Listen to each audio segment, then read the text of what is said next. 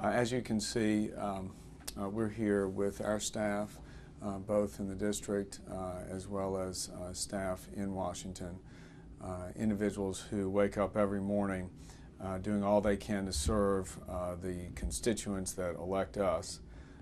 And I'm here to tell all of you I'm grateful. I know that an incident like this strikes very close to home for all of us in the duties that you perform every day. And please know that not only am I grateful, I know that the constituents that all of us work for owe much to what you do. And again, this job obviously is one that is very heartening to all of us as we serve the people, but comes with it a responsibility to stand tall in face of this kind of adversity, and I appreciate your strength. As far as those who are with us here from the press, just want to say, obviously, all of us are very shaken by this. The country has been shaken. It is an inexplicable act that occurred in Arizona. Our hearts mourn for the victims.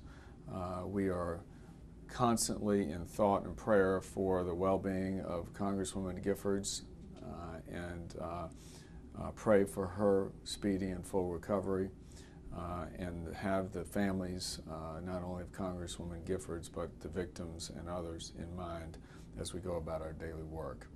As you know, in my capacity as Majority Leader, we announced over the weekend that we are postponing legislative business in Washington so that we can appropriately respond to this tragedy and offer an ability for the institution and Congress and the members that serve there, as well as for our constituents, the ability to heal after this tragic event. With that, I'm delighted to answer any questions. Have you rethought your security practices at all, especially with your raised profile now? Olympia, you know, the question of security as far as members of the House, including leadership, is in the hands of the U.S. Capitol Police as well as the Sergeant at Arms.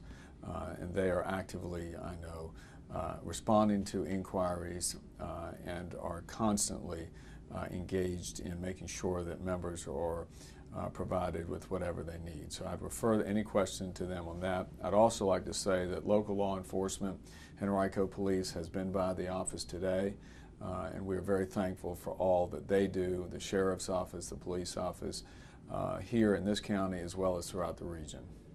Did they come just to check in, or what was the Yes. purpose of the visit? Yeah, that was it, just to check in, and I think that is probably occurring throughout the country right now, and we owe a lot to those individuals as well.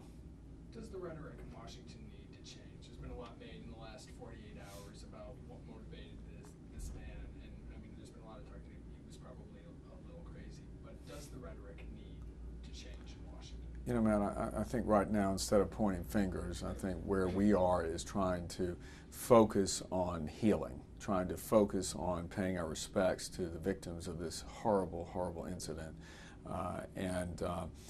I think the signal that is being sent that all of us need to focus on how we best move and lead in a responsible way to solve the problems of this country. But this week is meant for trying to make sure that we are not only mourning the loss of those who have died, but also hoping and praying for the recovery of those such as Congresswoman Giffords in their recovery. This is also a security question. It seems like in the last few years, last year in particular, a lot of members of Congress have been the victims of threats, also vandalism, for example, what happened to your office last year. Do you feel that there is a greater threat against members of Congress as opposed to just the president now? Again, I would refer any of those questions about threats, whether increased or not, to the U.S. Capitol Police, Sergeant at Arms, and we'll leave it at that. So, thank you very much.